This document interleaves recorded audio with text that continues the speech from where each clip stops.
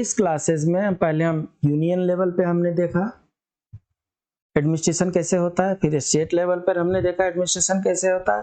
अब local level पे administration कैसे होता है उसकी चर्चा कर लेते हैं। तो 1990 से पहले जो फेडरल स्ट्रक्चर था वो कुछ इस तरीके से था। यूनियन था, यूनियन के नीचे स्टेट, स्टेट के नीचे डिस्ट्रिक्ट, डिस्ट्रिक्ट के नीचे ब्लॉक और तालुक और उसके नीचे विलेज हुआ करता था। ये हायरार्की थी 1990 से पहले। उसके बाद से क्या होता है, फेडरल स्ट्रक्चर जो 1992 में है वो चेंज होता है और 1992 में सेंट्रल और स्टेट के बाद से लोकल गवर्नमेंट आता है, जहां पर रूरल लोकल सेल्फ गवर्नेंस होता है, डिस्ट्रिक्ट पंचायत होती है, इंटरमीडिएट पंचायत होती है पंचायत समिति, और विलेज पंचायत होता है। तो यहाँ पर 3 टायर पंचायत समिति है। ये पंचायती राज का ये पार्ट है। जब अर्बन एरिया होगा तो अर्बन लोकल बॉडीज होगी, उसमें कॉरपोरेशन होंगे, म्युनिसिपैलिटीज होगी, टाउन एरिया होगा। तो इसको आगे विस्तार से समझते हैं। विलेज रूरल एडमिनिस्ट्रेशन, रूरल मतलब ग्रामीण, ग्रामीण क्षेत्र में जो रहने का जो जगह होता है उसको हम गांव कहते हैं। तो गांव का एडमिनिस्ट्रेशन कैसा होता है? Panchayati Raj basic unit of administration in India comprises of 3 levels. Panchayati Raj के अनुसार इंडिया में एडमिनिस्ट्रेशन का जो है वो 3 लेवल है। कौन कौन सा? ग्राम सभा है, ग्राम पंचायत बोलते हैं उसको। ग्राम पंचायत एक गांव का भी हो सकता है, और गांव अगर छोटा है तो 2-3 गांव मिला करके भी ग्राम पंचायत होता है। कभी कभी एक बड़ा गांव का भी एक पंचायत हो सकता है, और नहीं तो 2-3 गांव 4 गांव मिला करके एक ग्राम पंचायत बनाया जाता है। उसके बाद से तालुक, तहसील और ब्लॉक पंचायत होती है, जिसको पंचायत समिति कहते हैं। लगभग ये ब्लॉक में एक होती है, उसको पंचायत समिति कहते हैं। और डिस्ट्रिक्ट में जो समिति होती है उसको जिला पंचायत कहते हैं।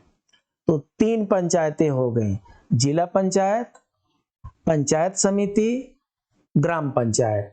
पंचायती राज में बलवंत राय मेहता जी के रिकमेंडेशन पर 3 स्तरीय पंचायत समिति की गठन किया गया था। पहली बार पंचायती राज राजस्थान जिला के नागौर में इंट्रोड्यूस हुआ था जगह में। अगर स्टेट की बात करें तो आंध्र प्रदेश में एज ए स्टेट पहली बार पंचायती राज लागू हुआ था।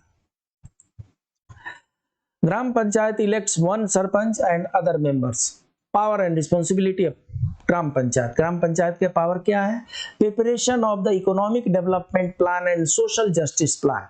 ग्राम पंचायत का काम है कि कैसे उस क्षेत्र का इकोनॉमिक विकास हो, कैसे उस क्षेत्र का सामाजिक विकास हो, उसके बारे में प्लान भी बनाना है। Implementation of scheme for economic development and social justice. जो प्लान आपने बनाया है उसको इम्प्लीमेंट करना है। To levy and collect appropriate taxes, duties, tolls and fees. ये ग्राम पंचायत के पास पावर है टैक्स वसूलने का भी। जी हाँ, अभी तक हमने ये देखा कि सेंट्रल गवर्नमेंट टैक्स वसूलती है, स्टेट गवर्नमेंट टैक्स वसूल करती है, ग्राम पंचायत के पास भी पावर है टैक्स वसूलने की। अगर उसके पास राजस्व होगा तो सामाजिक कल्याण बढ़िया से हो सकता है, आर्थिक कल्याण भी बढ़िया से हो सकता है। सिटी में जो एडमिनिस्ट्रेशन होता है, जो शहर में जो एडमिनिस्ट्रेशन होता है, उसका नोमेनक्लेचर अलग होता है। उसमें सबसे पहले क्या होता है? म्युनिसिपल कॉर्पोरेशन होता है। Municipal corporations are also known as Mahanagar Palika, महानगर निगम। म्युनिसिपल कॉर्पोरेशन इंग्लिश हो गया, और महानगर पालिका चाहे महानगर निगम जो है हिंदी में हो गया। Each corporation has a committee which consist of mayor और एंड काउंसिलर्स।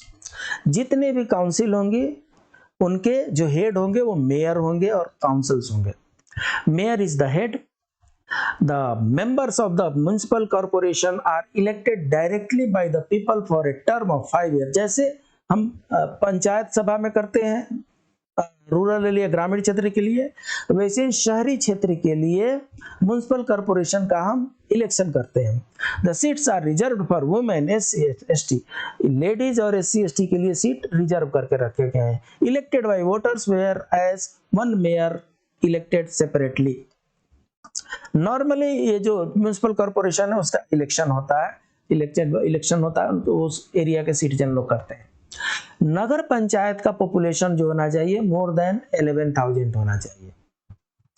11,000 से लेकर के 11,000 से लेके 25,000 के बीच में अगर वहां का पॉपुलेशन है तो नगर पंचायत होगा, मतलब नगर पालिका होगी।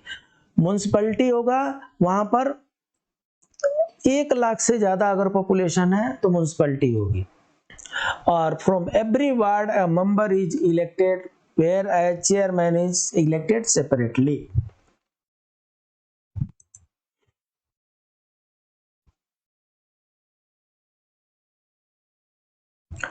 तो इस तरीके से ये अर्बन एडमिनिस्ट्रेशन हुआ। हमने अर्बन एडमिनिस्ट्रेशन भी देखा और ग्रामीण एडमिनिस्ट्रेशन भी देखा।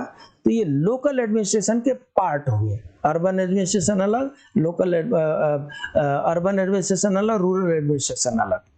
तो इस तरीके से चाहे आप ग्रामीण क्षेत्र में रहते हो चाहे आप शहरी क्षेत्र में रहते हो, वो जो बलवंत राय मेहता जी द्वारा रिकमेंडेड जो 3 टायर जो सिस्टम था पंचायती राज का, वही आज की डेट में सब जगह लागू है। उसके बाद से उनके पुत्र अशोक मेहता आए थे और जनता पार्टी के दरबार राज में कुछ 1977 में अशोक मेहता जी की कमेटी बनाई गई थी। उन्होंने 2 स्तरीय का सुझाव दिया था, बीच वाला जो हटा दिया था उन्होंने, लेकिन वो कमेटी का जो सिफारिश है इम्प्लीमेंट नहीं हो पाया। और आज भी जो लोकल गवर्नमेंट की जो एडमिनिस्ट्रेशन है वो बलवंत राय मेहता की कमेटी के अनुसार ही चलता है। ये बार बार बलवंत राय मेहता और अशोक मेहता का नाम मैं इसलिए ले रहा हूं क्योंकि पंचायती राज से कुछ भी क्वेश्चन आएगा तो इन लोगों में से किसी का नाम आ सकता है। ग्रामीण व्यवस्था से कुछ भी क्वेश्चन पूछेगा तो कहीं ना कहीं 3 टायर होगा तो बलवंत राय मेहता, बलवंत राय मेहता, इनके नाम में 3 है, बलवंत राय मेहता, तो इनके नाम में 3 है तो ये 3 स्तरीय पंचायत समिति का बोले। अशोक मेहता, इनके नाम में 2 है, 2 खंड है, तो अशोक मेहता ने 2 स्तरीय पंचायत की बात कही। भूलेंगे नहीं आप, मुझे उम्मीद है। मिलते हैं अगले क्लास में, तब तक के लिए नमस्कार।